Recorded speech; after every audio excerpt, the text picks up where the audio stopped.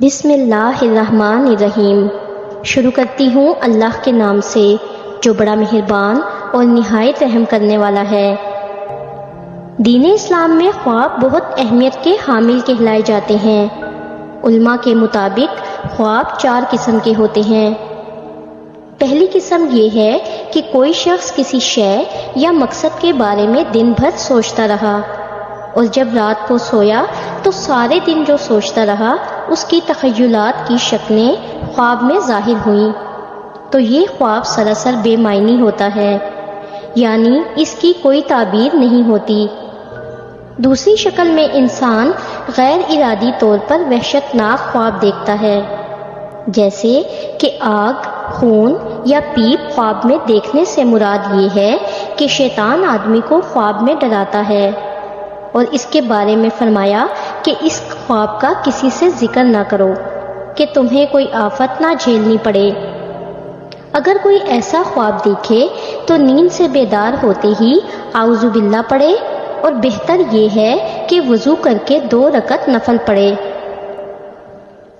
تیسری قسم کا خواب منجانب فرشتوں سے منسلک ہوتا ہے، اور اس میں گزرے وقت یا جو موجودہ وقت ہے یا آنے والے وقت میں اگر کچھ پیش ہونا ہوتا ہے اس کا اشارہ ظاہر کیا جاتا ہے، مگر ایسے خواب ایک عام انسان سمجھ نہیں پاتا جب تک کہ کسی مستند عالم کو بتا کر اس سے خواب کی تعبیر معلوم نہ کر لے۔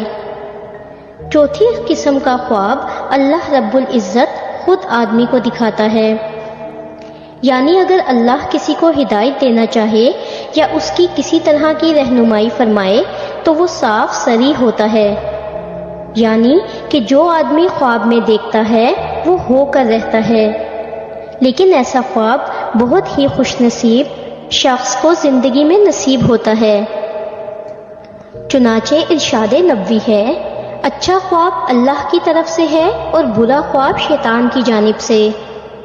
پس جب کوئی شخص پسندیدہ خواب دیکھے تو اسے صرف اس شخص سے بیان کرے جس سے محبت اور اعتقاد ہے، اور جب مکروہ خواب دیکھے تو حق تعالیٰ سے اس خواب کے شر اور شیطان کے فتنے سے پناہ مانگے، اپنے بائیں طرف 3 بار تھپکارے اور ایسا خواب کسی سے بیان نہ کرے۔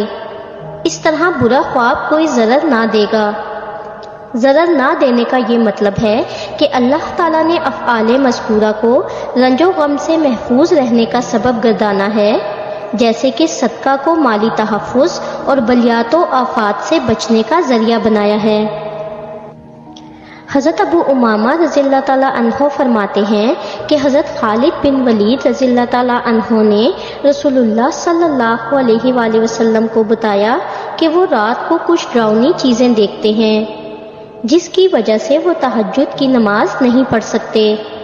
رسول اللہ صلی اللہ علیہ وآلہ وسلم نے فرمایا کہ اے خالد بن ولید، کیا میں تمہیں ایسے کلمات نہ سکھا دوں جس کو تم رات میں 3 دفعہ پڑھو تو اللہ تمہاری یہ تکلیف دور فرما دیں گے؟ حضرت خالد بن ولید رضی اللہ تعالیٰ عنہ نے فرمایا کہ یا رسول اللہ صلی اللہ علیہ وآلہ وسلم، میرے ماں باپ آپ پر قربان ہوں، ضرور سکھائیں۔ میں نے آپ صلی اللہ علیہ وآلہ وسلم کو اپنی یہ تکلیف اسی لیے تو بتلائی ہے۔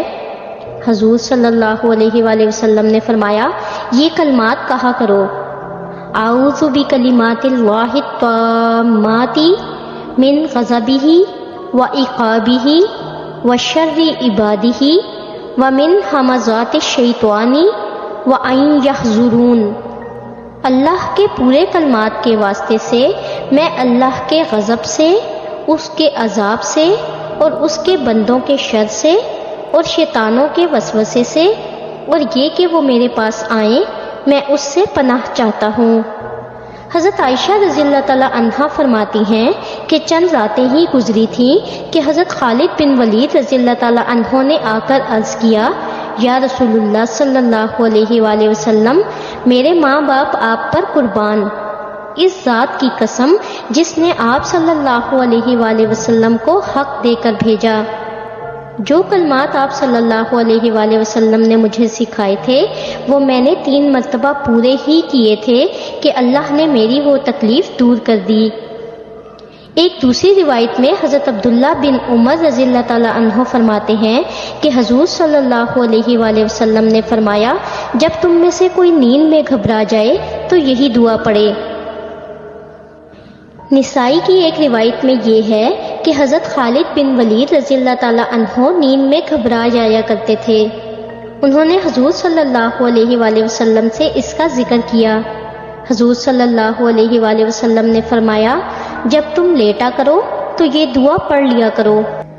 آپ یہ بات جان کر حیران ہوں گے کہ سائنسدان ابھی تک اس بات پر متفق نہیں ہوئے کہ ہمیں برے یا اچھے خواب کیوں آتے ہیں۔ بعض سائنسدانوں کا یہ کہنا ہے کہ خوابوں کا آنا دماغ کی بیماری سے منسلک ہوتا ہے، جسے پوسٹ ٹرومیٹک سٹریس ڈس آرڈر کہا جاتا ہے۔ مگر سوچنے والی بات تو یہ ہے کہ کوئی بھی شخص یہ نہیں کہے گا کہ اس نے اپنی زندگی میں کبھی خواب دیکھا ہی نہیں۔